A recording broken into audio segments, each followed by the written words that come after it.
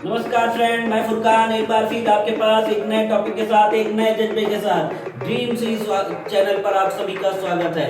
हमारे चैनल को सब्सक्राइब करें और हमारे साथ जुड़े रहें एक नए विषय पर, एक नए टॉपिक के साथ। जी हाँ, जो आपका फेवरेट प्रोडक्ट है, क्या जानते हैं? जो आपका फेवरेट प्रोडक्ट है, जो आप यूज कर रहे हैं, वो एक दिन मार्केट से गायब हो सकता है। क्या आपने कभी सोचा है कि वो मार्केट से गायब हो सकता है? या आपने देखा होगा पिछले किस तरीके से एक प्रोडक्ट मार्केट से गायब हो जाता है, मार्केट से चला जाता है, जो आप यूज करते रहते हैं वो मिलता नहीं है। तो किस तरीके से ये प्रोडक्ट की एज होती है, किस तरीके से एक प्रोडक्ट की लाइफ साइकिल होती है, कौन सा प्रोडक्ट किस तरीके से जाएगा, एक एंटरप्रेन्योर को, एक बिजनेसमैन को ये जानना जरूरी है कि किस तरीके से हमारा प्रोडक्ट स्टेबल करेगा मार्केट में, किस तरीके से उसकी लाइफ साइकिल जाएगी।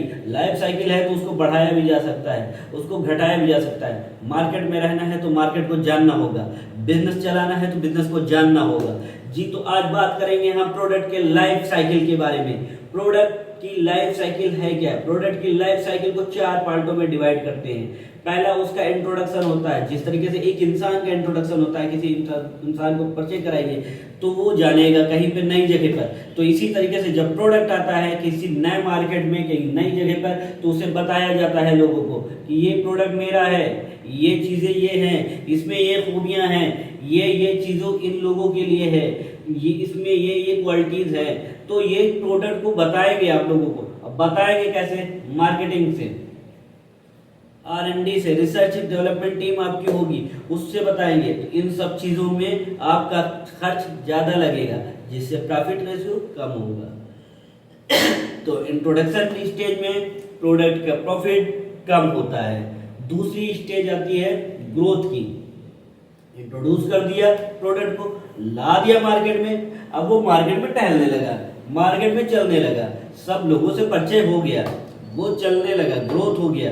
ग्रोथ में क्या होता है कि प्रोडक्ट सब हर कोई जानता रहता है, वो ग्रोथ भी होता है, उसमें प्रॉफिट ज्यादा होता है। ग्रोथ को मेंटेन रखना चाहिए, ना कि उसे उस पर स्टेबल होना चाहिए। अगर स्टेबल हो जाएंगे ग्रोथ पे तो आपका प्रोडक्ट डिक्लाइन चला जाएगा, तो वो वहां से प्रॉफिट नहीं होगा। तो ग्रोथ को मेंटेन करना चाहिए अपने क्वालिटी से, अपने मार्केटिंग से, अपने स्टेज से प्रॉफिट लेते रहना चाहिए। होता क्या है कि ग्रोथ वाले स्टेज में ही हम भ्रमित हो जाते हैं कभी कभी, और उस भ्रम के कारण ही हमारा प्रोडक्ट डिक्लाइन स्टेज में पहुंच जाता है, मेच्योरिटी एंड डिक्लाइन सडनली। तो ये सारे स्टेज होते हैं जिसमें आप प्रोडक्ट के बिहेवियर को समझिए। तो प्रोडक्ट जब पहुंचा ग्रोथ स्टेज में, वहां पर प्रॉफिट आपको ज्यादा मिलता है, उस प्रॉफिट को बनाए रखना है। तीसरी स्टेज आती है मेच्योरिटी। मेच्योरिटी स्टेज में क्या होता है? मेच्योरिटी स्टेज में प्रोडक्ट जो है वो मेच्योर हो चुका है आपका। मेच्योरिटी स्टेज में प्रोडक्ट आपका मेच्योर हो चुका है। अब वो क्या करेगा? हर कोई जान चुका है।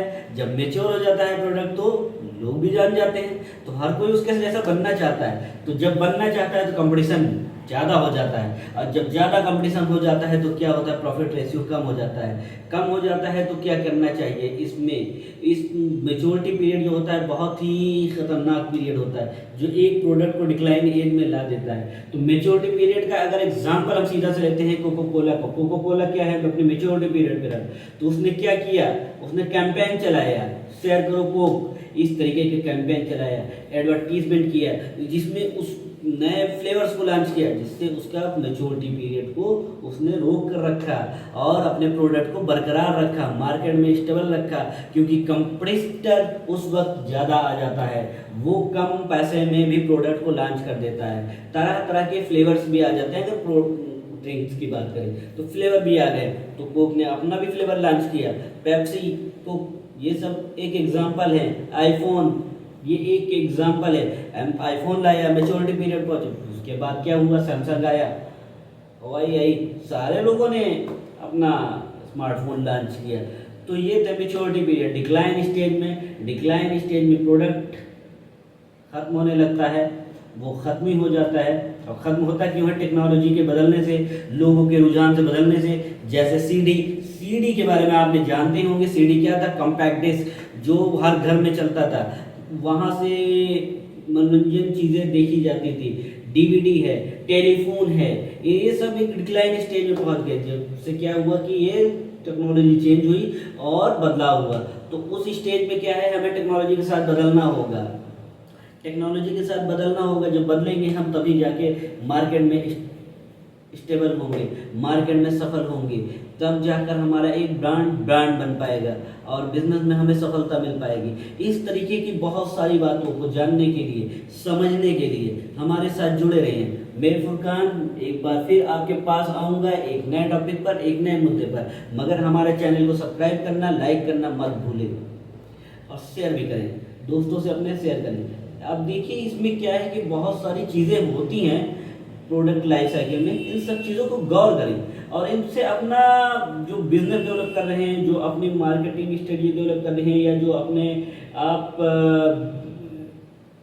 आपका प्रोडक्ट है, इन सब पे गौर करिए, गौर फिक्र करिए और आप एक बेहतर बिजनेसमैन बन सकते हैं। इन सब चीज़ों पे गौर करना बेहद ज़रूरी है, इन सब चीज़ों पे गौर करना बेहद ज़रूरी है, क्योंकि ये सफलता की एक सीढ़ी है, इसी से ही आपको सफलता मिलेगी। तो ये प्रोडक्ट लाइफ साइकिल ना तो सिर्फ प्रोडक्ट पे होता है, खुद के अंदर भी होता है। अपने अंदर भी स्ट्रेटजीज को डेवलप करिए और आगे सफल होंगे। तो आज के लिए इतना ही, हम कल फिर मिलेंगे एक नए टॉपिक पर, एक नए मुद्दे पर। तब के लिए इजाज़त दिए।